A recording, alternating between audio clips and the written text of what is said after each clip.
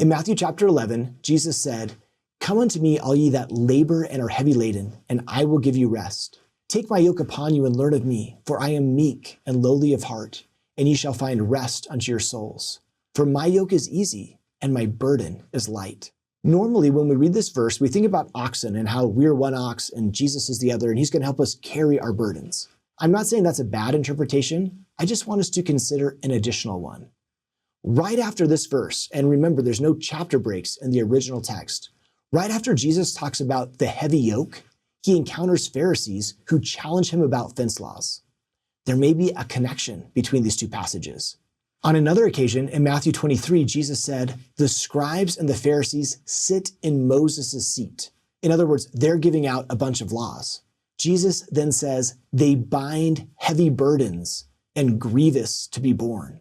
Do you see the connection between heavy laden and heavy burdens?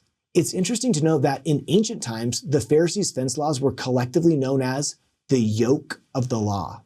We see something similar in Acts 15. The apostles had gathered together to discuss what rules Gentile converts needed to follow. Notice this.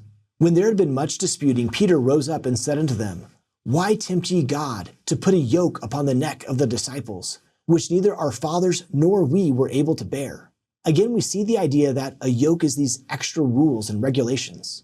If we put these different pieces together, we see that another way to read Matthew 11 is that Jesus is saying, "Come unto me, all ye that are heavy laden," with all these extra fence laws that aren't really part of God's law.